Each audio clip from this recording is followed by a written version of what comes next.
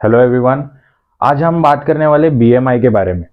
BMI सचमुच में आपको काउंट करना चाहिए करना चाहिए क्या, या आपको उसको कंसिडर करना चाहिए क्या, या फिर वो एक सिर्फ मिथ है, या फिर कोई ना कोई तो वो एक ऐसी कैटेगरी है, या फिर बीएमआई ऐसा कुछ है जो आज तक बहुत लोग सही क्लेम कर रहे हैं लेकिन वो है ही गलत।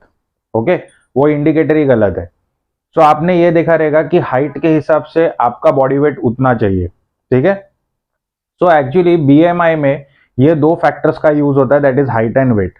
बट एग्जैक्टली बीएमआई है क्या, और अगर वो सही है तो वो क्यों है, या फिर वो गलत है तो वो क्यों है। ओके, सी, आप लोगों ने कॉमनली काफी सारे जगह पे देखा होगा, या फिर काफी सारे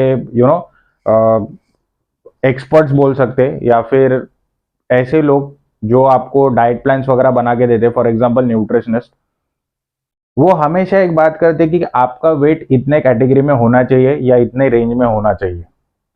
बहुत से लोग आज भी बीएमआई को कंसिडर कर रहे हैं।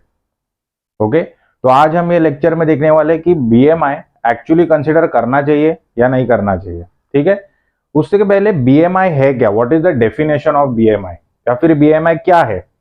सो बीएमआई का फुल फॉर्म है बॉडी मास इंडेक्स। ओके, तो बेसिकली उसका डेफिनेशन क्या है। BMI is an indicator whether the person's weight, okay, falls under the healthy category or obese or overweight category। BMI क्या इंडिकेट करता है, बीएमआई बेसिकली एक ranges होते, ओके। बीएमआई आपको ये बताएगा कि आपका जो करंट बॉडी वेट है वो एक्चुअली ओबीस में फॉल करता है, या आप ओवरवेट हो, ओके, या आप एक हेल्दी हेल्दी अडल्ट हो। तो बीएमआई बेसिकली एक इंडिकेटर है, ओके। तो आपको सच में बीएमआई को कंसिडर करना चाहिए या नहीं करना चाहिए।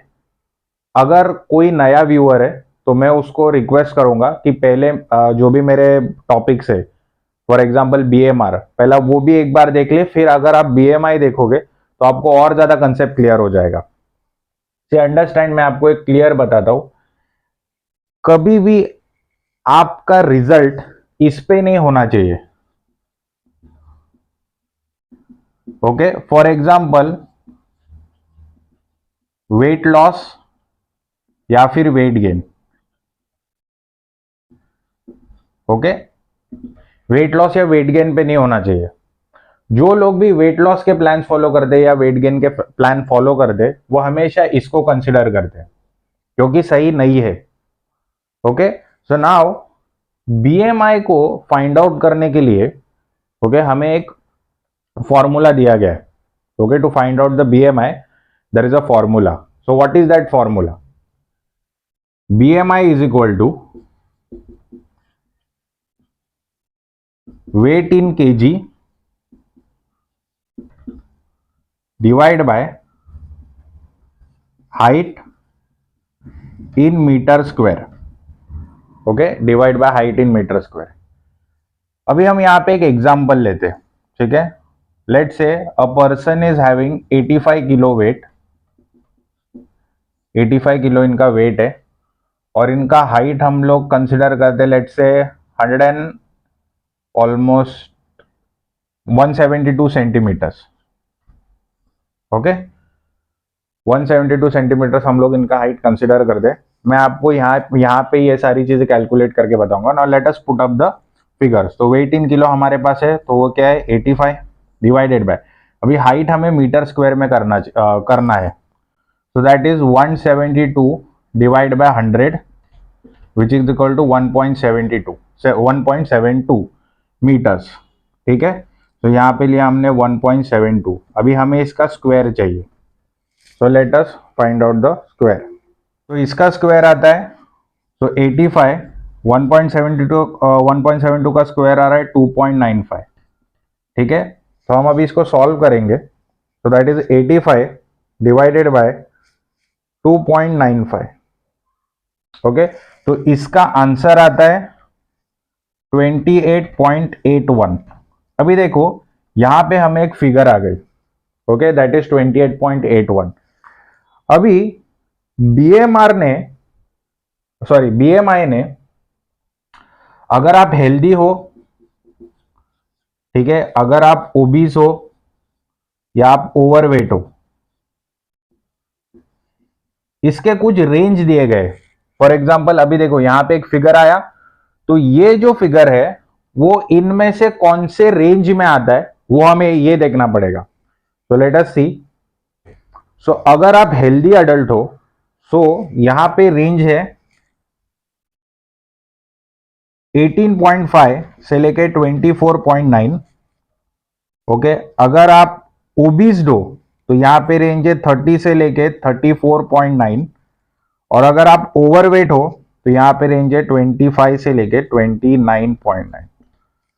ओके, और अगर आप एक्सट्रीमली ओबीज हो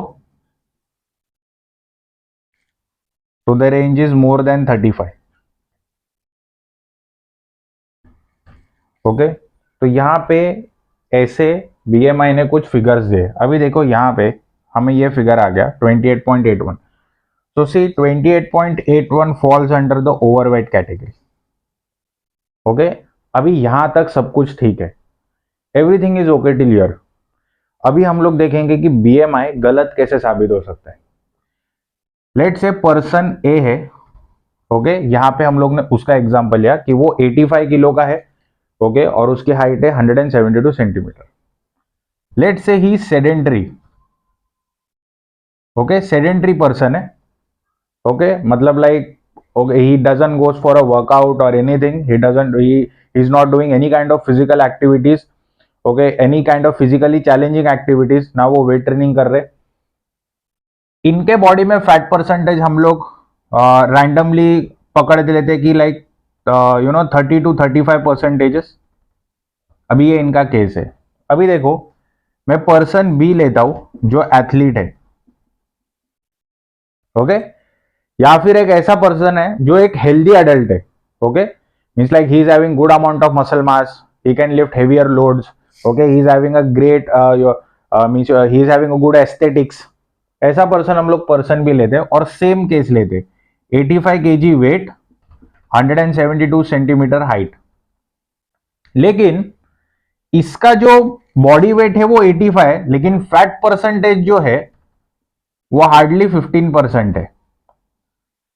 लेकिन बीएमआई ने फैट परसेंटेज कंसीडर किया क्या? नहीं, बीएमआई ने डायरेक्ट वेट को कंसीडर किया। गलत कहां पे हो सकता है बीएमआई? अभी देखो बीएमआई ने क्या किया, वेट को कंसीडर किया। Now the problem arises over here. कैसे? अभी एथलीट को भी बीएमआई क्या बोलेगा कि वो ओवरवेट के कैटेगरी में फॉल होता है, ठीक है, एथलीट को भी क्या बोलेगा, वो ओवरवेट के कैटेगरी में फॉल होता है।